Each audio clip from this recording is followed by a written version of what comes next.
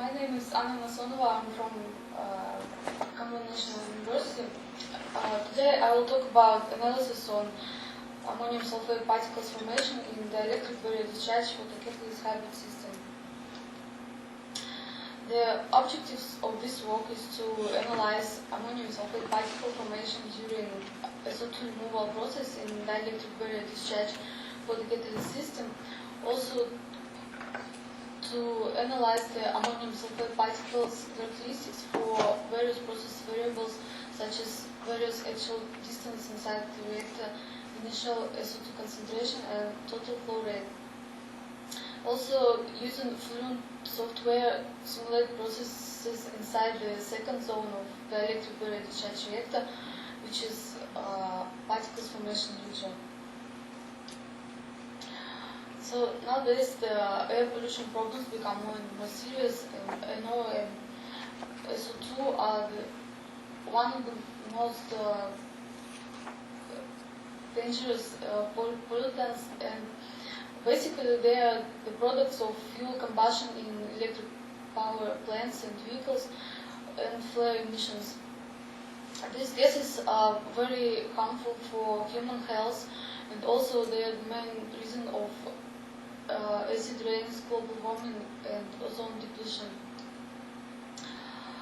So it is necessary to improve this energy safe and effective method to prevent the emission of those pollutants to the atmosphere. There are several conventional methods for removal SO2 and NO. There are absorption, catalytic decomposition, selective catalytic reduction, and non-thermal plasma. Non-thermal plasma is a promising method and is one of the most effective. So what is non-thermal plasma? It takes place at pressure near atmospheric, accelerated by electric field. High energy electrons are produced and gas molecules decompose to electrons and ions after collision with high energy electrons. And plasma consists of a collection of free moving electrons and ions which have a very high reactivity.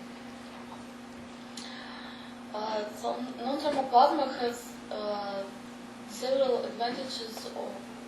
There are possibility of simultaneous removal of several pollutants, operation at atmospheric pressure and temperature, high removal efficiency, simple and compact installation of equipment, and it needs little service. In this work, we use dielectric barrier discharge process for low temperature plasma. In this case, we have a Pyrex tube which wrapped with a stainless steel mesh as a ground electrode and with a copper wire inside which acts as a discharge electrode. In this case, this tube is filled by glass beads which acts as a dielectric material, and when the power supply, high power supply to the discharge electrode, the discharge propagates through the surface of glass beads as a large number of micro-discharges. Each micro-discharge is a source of plasma, so around of each contact point of glass beads there is a strong plasma region where the molecules collide with energetic electrons and produce reactive radicals. So in this case, we also, to enhance the removal efficiency, we coat glass beads with TiO2 particles by deep coating method to consider the photocatalyst effect on SO2 removal process. In this case, the advantage of this process, hybrid process, is that we can use UV light from plasma discharge to activate the TiO2 photocatalyst, and then process can be enhanced. Let's see plasma reactions for SO2 removal. There are three main steps. At first, the neutral molecules collide with energetic electrons to produce reactive radicals like O, N, OH, O3. And then those radicals react with SO2 to produce sulfuric acid. And then finally, sulfuric acid reacts with ammonia to produce ammonium sulfate particles. Let's see the schematic diagram of experimental setup for SO2 removal. So we have gases SO2, or oxygen and nitrogen as a carrier gas. We can adjust water concentration using this bubble. And so gases flow through the first part of dielectric very discharge reactor, and the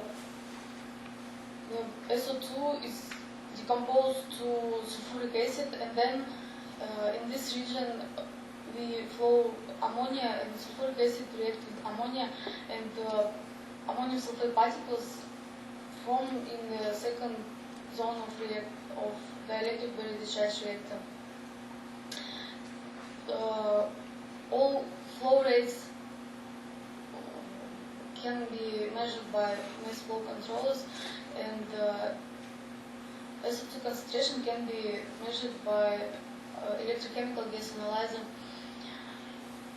So to analyze ammonium sulfate particles characteristics, we divide the second zone of reactor into 4 parts, and we put stem grid in the end of each zone. So let's see results. This is experimental conditions for ammonium sulfate particles analysis by TEM. So we analyzed the particle characteristics depending on part in the second zone of reactor, and also we changed the initial isotope concentration and total flow rate. The standard conditions was 400 ppm for initial SO2 concentration, total flow rate was 5 liters per minute, water concentration 0.4%, and applied voltage was 7 kilowatts. So this figure shows 10 images for ammonium sulfate particles.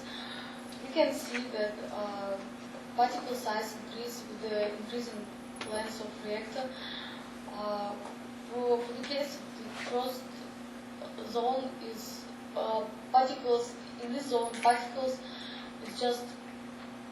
are just formed, and they have the shortest residence time.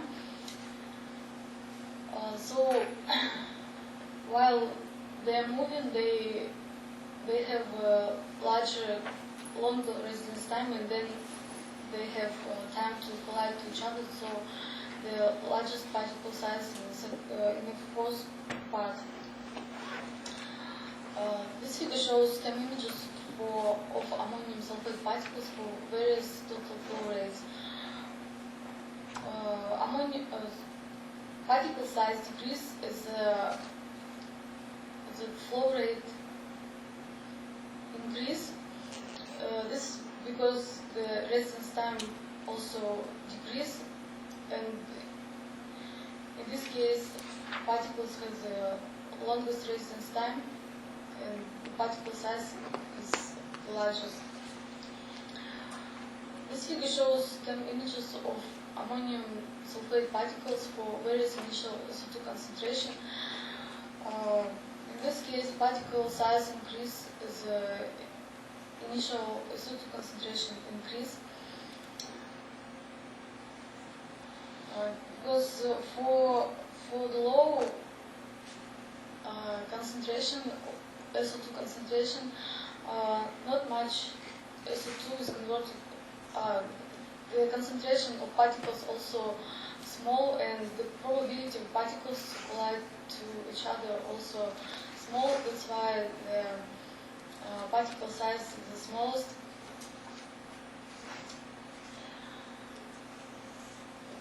Yes, well, in this case, particle size for 400 ppm and 800 ppm are almost same because the removal efficiency is not very different for these two cases. Let's go to the second part, computational analysis of gas flow and species transport inside the electric discharge reactor. The calculations are made for two-dimensional and three-dimensional models of the electric discharge reactor. The simulation is carried out with the 2D and 3D computational grid created by using gambit.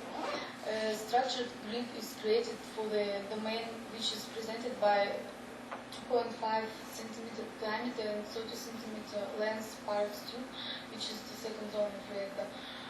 And the governing equations for flow, temperature, reaction, and species compositions are solved by fluent. We assume chemical reaction is sulfuric acid react with ammonia and produce end product is ammonium sulfate particles. Let's see the model's geometries. This geometry represents the second zone of reactor. We have one inlet for ammonium for sulfuric acid and two inlets for ammonia. You can see here. And we made two models, two-dimensional model and three-dimensional model.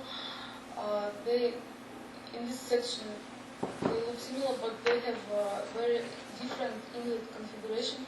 Three-dimensional model represents the real geometry of our reactor, and this two-dimensional model has the ring-shaped inlet for ammonia. There are model assumptions. We assume we set velocity for all inlets to be 0.2 meter per second. We calculate K-omega turbulence model, and operation pressure inside the reactor is 1 atm. Reagents was sulfuric acid, ammonia, and N2 is the carrier gas. The mole ratio of sulfuric acid and ammonia is 1 to 2, and reaction, and we assume diffusion limited reaction.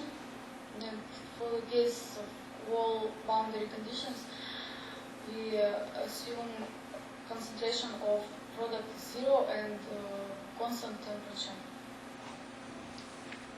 Let's see the velocity counters for two-dimensional model. So we can see the highest velocity in inlet for all three inlets, and then flow develops, and in the outlet we have fully developed flow. For the case of three-dimensional model,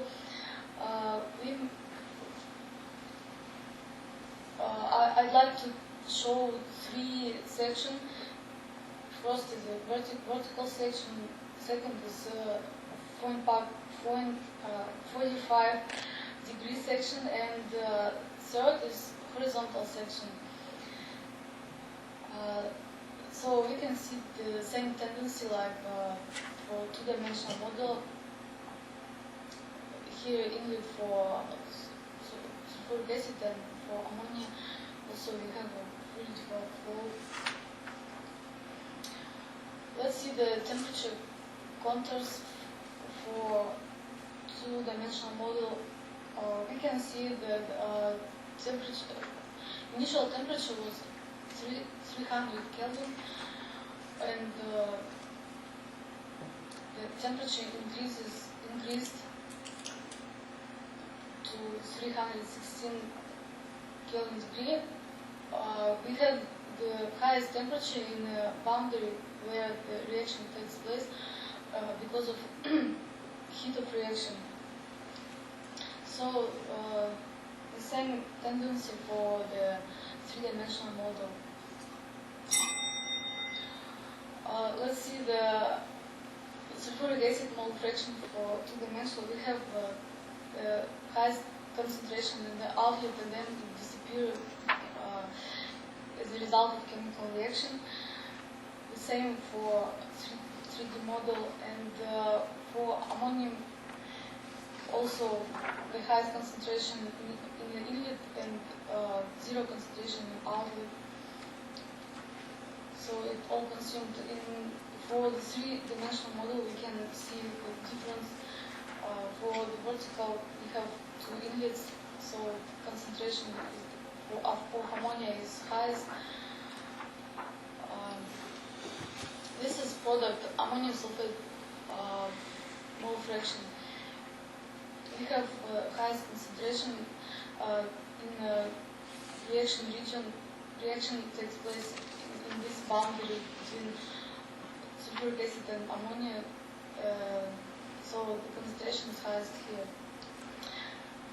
And for three-dimensional model. So also I'd like to show reaction rate.